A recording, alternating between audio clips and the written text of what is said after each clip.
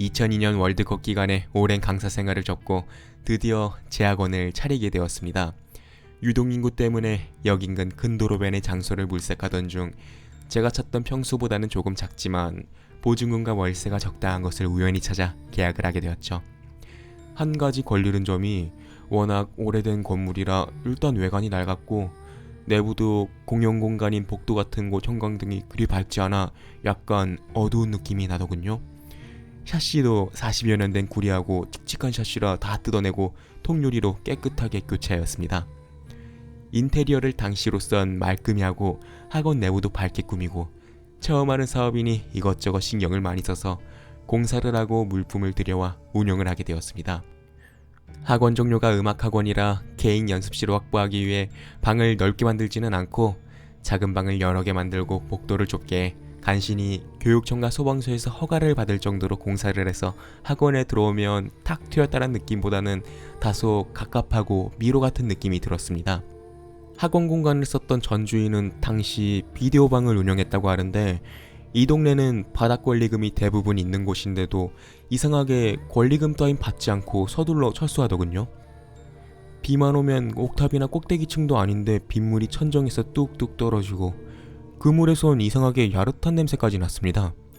건물주한테 여러 차례 얘기를 해도 자기네 건물 잘못이 아니니 보상이나 공사를 해줄 수 없다고 하고 그렇게 서로 간의 사이가 점점 안 좋게 되더군요.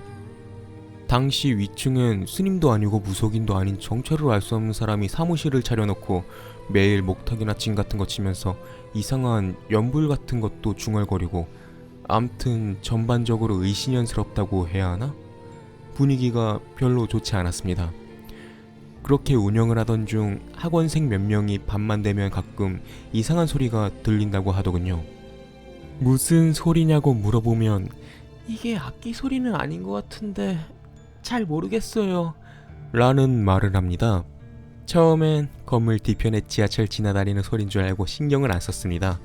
그렇게 몇 달을 보내다가 드디어 일이 터졌죠.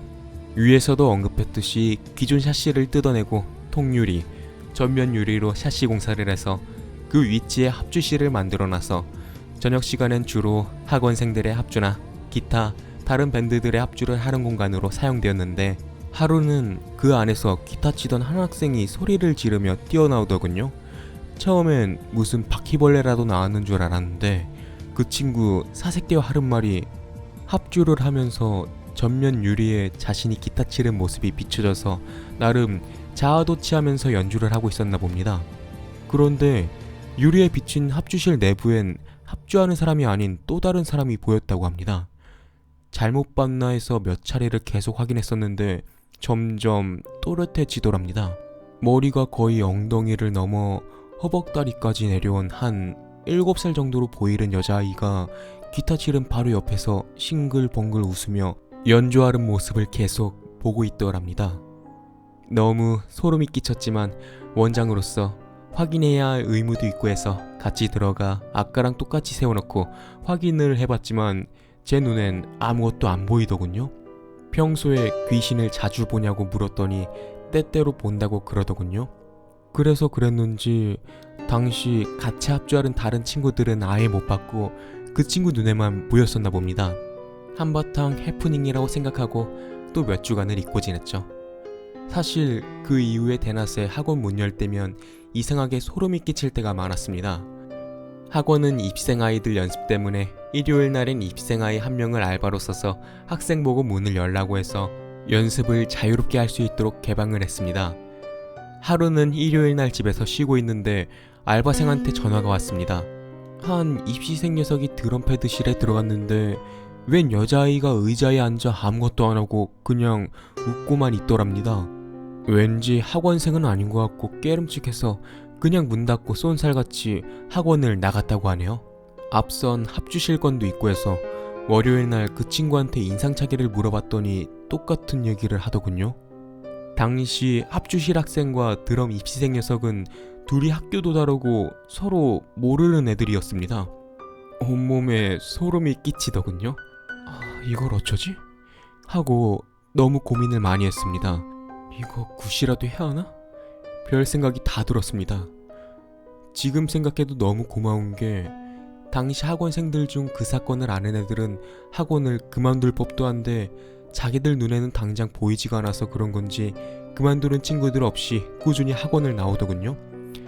애들도 별 신경 안 쓰고 학원 나오는데 오너가 돼서 겁먹고 걱정하는 게 우습기도 하고 해서 저도 잊으려고 했습니다.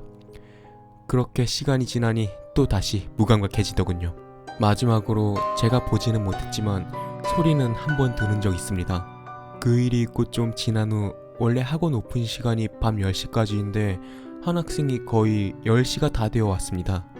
정리를 하고 있었고 다른 학생들은 모두 귀가를 한 상태였습니다.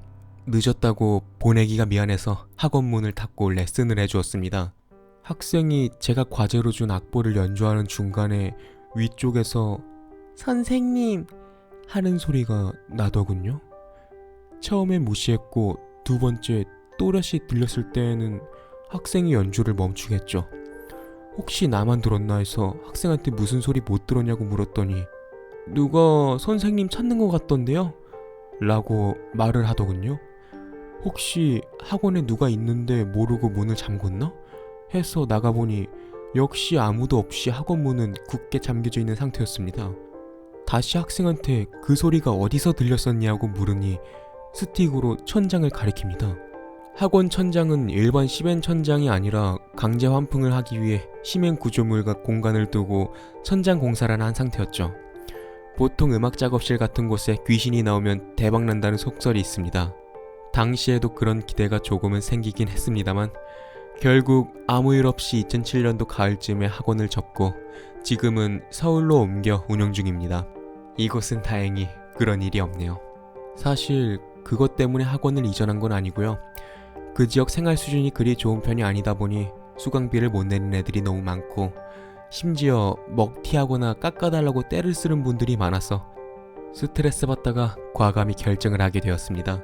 참 지금 생각해도 상당히 미스테리합니다. 참고로 저는 깜깜한 저수지에서 밤을 새어가며 혼자 낚시도 많이 해봤지만 귀신을 보거나 겪어본 적이 없었습니다. 지금도 그때 학생들이 본 그 여자아이의 정체가 궁금하군요.